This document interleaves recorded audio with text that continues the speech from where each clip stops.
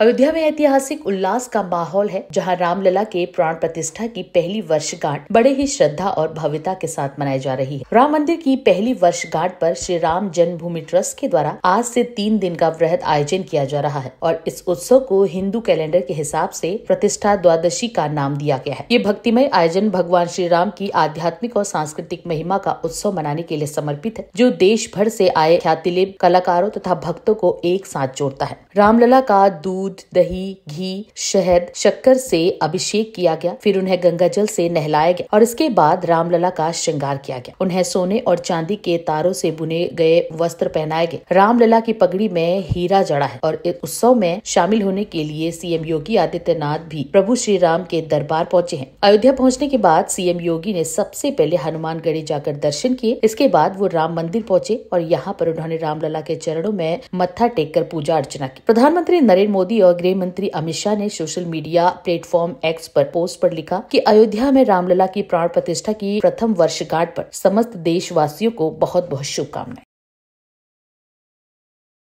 प्रतिष्ठा द्वादशी के आज के इस पावन आयोजन में मंच पर उपस्थित पूज्य संत जन महान श्री दिनेंद्र दास जी महाराज, महान श्री धर्मदास जी महाराज, महंत ज्ञानी गुरजीत सिंह जी,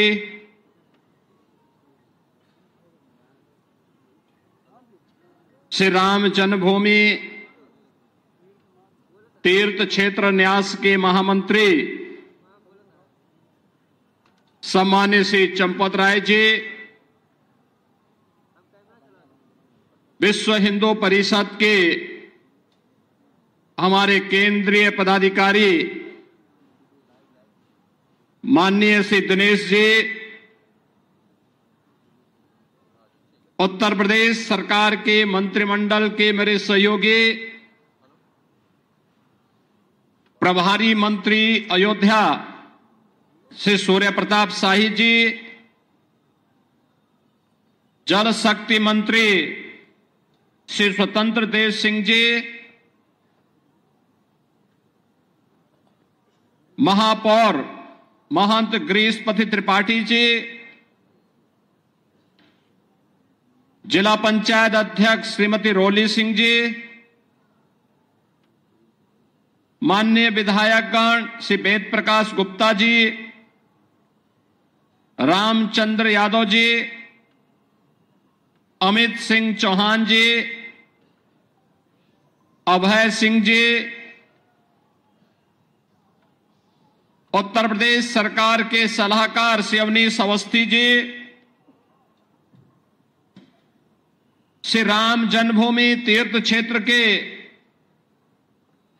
सदस्य श्री अनिल मिश्र जी, गोपाल जी,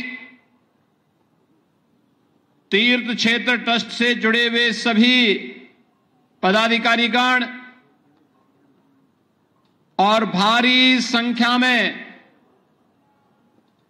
प्रतिष्ठा द्वादशी के शुभ आयोजन के साक्षी बन रहे देश के कोने कोने से आए हुए सभी पूज्य संतजन, भक्तजन और उपस्थित बहन और भाइयों, मैं सबसे पहले आपको, पूरे प्रदेशवासियों को, पूरे देशवासियों को और हर राम भक्त को प्रतिष्ठा द्वादशी की हृदय से बधाई देता हूं। उन सबके प्रति, आप सबके प्रति अपनी मंगलमय शुभकामनाएं भी व्यक्त करता हूं।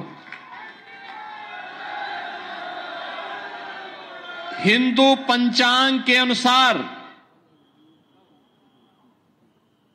आज ही के दिन ठीक 1 वर्ष पहले देश के यशस्वी प्रधानमंत्री आदरणीय श्री नरेंद्र मोदी जी के कर कमलों से 500 वर्षों का इंतजार समाप्त करते हुए श्री राम जन्मभूमि पर प्रभु श्री राम लला का मूर्ति प्राण प्रतिष्ठा का कार्यक्रम संपन्न हुआ था और इसीलिए 1 वर्ष पूर्ण होने के उपलक्ष्य में हिंदू पंचांग के अनुरूप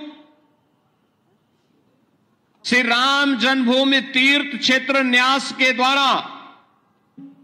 आज प्रतिष्ठा द्वादशी के रूप में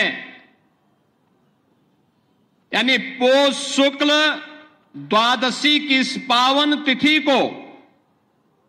आज प्रतिष्ठा द्वादशी के रूप में आयोजित करते हुए त्रिदिवसीय इस आयोजन का शुभारंभ किया गया है। स्वाभाविक रूप से 500 वर्षों का इतिहास और ये इंतजार जिनकी दूरदर्शिता से संपन्न होकर के आज इस गौरव की अनुभूति हम सबको, हर राम भक्त को करा रही है, ऐसे देश के यशस्वी प्रधानमंत्री श्री नरेंद्र मोदी जी के प्रति सबसे पहले कृतज्ञता ज्ञापित करते हुए हम सब हृदय से आभार व्यक्त करते हैं। बहनों और भाइयों, इस अवसर पर श्री राम जन्मभूमि के लिए चले एक लंबे आंदोलन को जो संविधान के दायरे में रह करके लोकतांत्रिक तरीके से जिस आंदोलन को एक मंच पर सजोने का काम राष्ट्रीय स्वयंसेवक संघ के मार्गदर्शन और नेतृत्व में सरदेव अशोक सिंघल जी ने आगे बढ़ाने का कार्य किया था, आज उनकी स्मृतियों को भी नमन करते हुए उन्हें मैं विनम्र श्रद्धांजलि अर्पित करता हूं। बहनों और भाइयों, यहां पर जो बात अभी माननीय चंपत जी कह रहे थे, 22 दिसंबर 1949 रामलला का अपनी जन्मभूमि में प्रकटीकरण होना, जो इस पूरी लड़ाई की पृष्ठभूमि को आगे बढ़ाता हुआ आज इन स्थितियों में पहुंचा कि हम 1 वर्ष की प्राण प्रतिष्ठा के कार्यकाल के उपरांत आज यहां पर एकत्र होकर के इस मंगल गान के साथ अभिभूत होकर के गौरव की अनुभूति कर रहे हैं। लेकिन इसके उपरांत भी अनेक ऐसी तिथियां आई जिन्होंने हर भारतवासी के सामने अग्नि परीक्षा के इस दौर से उसे ले जाते हुए न्याय संगत तरीके से मर्यादा के अनुसार धैर्य की अपनी अग्नि परीक्षा देते हुए हर भारतवासी गुजरा। लेकिन ध्येय सबका एक ही था, अयोध्या में श्री राम जन्मभूमि पर प्रभु राम लला का विराजमान हो, हर हाल में विराजमान हो। और इसके लिए इसका शुभारंभ होता है 9 नवंबर 2019 को, जब भारत की न्यायपालिका ने संवैधानिक तरीके से सर्वसम्मत से यह निर्णय सुनाया कि अयोध्या में जहां पर विवादित ढांचा था वह राम जन्मभूमि है और वहां पर एक ट्रस्ट गठित करते हुए प्रभु श्री राम लला के भव्य मंदिर के निर्माण का मार्ग प्रशस्त होना ही चाहिए। बहनों और भाइयों, यह कार्य संपन्न होने के उपरांत 5 अगस्त 2020 को इसी अयोध्या धाम में आकर के देश के यशस्वी प्रधानमंत्री श्री नरेंद्र मोदी जी ने आकर के प्रभु श्री राम लला के भव्य मंदिर के कार्यक्रम का शुभारंभ किया और उसके उपरांत 22 जनवरी 2024 अगर हिंदू पंचांग के अनुसार हम देखें तो पौष शुक्ल द्वादशी के दिन, आज ही के दिन, आदरणीय प्रधानमंत्री जी ने देश भर से आए हुए हर तबके के नेतृत्व वर्ग की उपस्थिति में पूज्य संतों के सानिध्य में 500 वर्षों का इंतजार समाप्त करते हुए रामलला को उनकी जन्मभूमि में प्रतिष्ठित कराने का काम किया था। रामलला का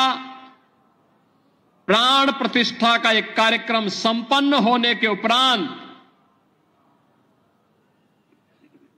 लाखों की संख्या में श्रद्धालुजन अयोध्या धाम में पधार रहे हैं। एवरेज अयोध्या का प्रतिदिन अयोध्या में 1.5 से 2 लाख श्रद्धालुओं का आगमन अयोध्या धाम में हो रहा है। 1 से 1.5 लाख राम जन्मभूमि में दर्शन कर पाते हैं। बहुत सारे लोग अन्य धामों में दर्शन करते हुए कुछ इंतजार करते हैं, कुछ जाते हैं, फिर अन्य कार्यक्रमों के बाद फिर आयोजन में भागीदार बनते हैं। आज अयोध्या जिस रूप में हम सबके सामने है, आपने देखा होगा, यह अवसर हम सबके लिए किस रूप में आया। किसी ने सोचा था अयोध्या के बारे में? कोई सोचता था 1 वर्ष पहले, 5 वर्ष पहले, 10 वर्ष पहले कोई सोचता था कि हमारा अयोध्या दी इस रूप में इसका अधिकारी है, इसको यह अधिकार प्राप्त होना चाहिए। 2014 के पहले, 2017 के पहले इस अयोध्या में बिजली भी नहीं मिलती थी। 3 से 4 घंटे बामुश्किल बिजली। स्वच्छता की कोई कहीं अता पता नहीं था। राम जी की पेड़ी में वहीं पर सरयू जी का जल सड़ता रहता था। हजारों वर्ष पहले लंका पर विजय प्राप्त करने के उपरांत भगवान श्री राम पुष्पक विमान से अयोध्या धाम पधारे थे और हजारों वर्षों के बाद भी विज्ञान जब इतना प्रगति कर चुका है तब भी अयोध्या में कोई एयरपोर्ट नहीं था जहां पर कोई फ्लाइट लैंड कर सके। लेकिन आज अयोध्या के पास अपना इंटरनेशनल एयरपोर्ट है। अयोध्या की सड़कें त्रेता युग का स्मरण करा रही है। 4 लेन 6 लेन की सड़कें, सरयू मैया के घाट पूरे देश को अपनी ओर आकर्षित करते हैं। राम जी की पेड़ी, अब सरयू जी का जल वहीं पे सड़ता नहीं है बल्कि एक ओर से आता है, दूसरी ओर से वापस सरयू मैया में लौट करके श्रद्धालुओं को पुण्य का लाभ प्रदान कर रहा है। आज तो आप कहीं भी जाएंगे अयोध्या में, अयोध्या अयोध्या होने का एहसास कराता है। आज हमारी अयोध्या देश की पहली सोलर सिटी बन चुकी है।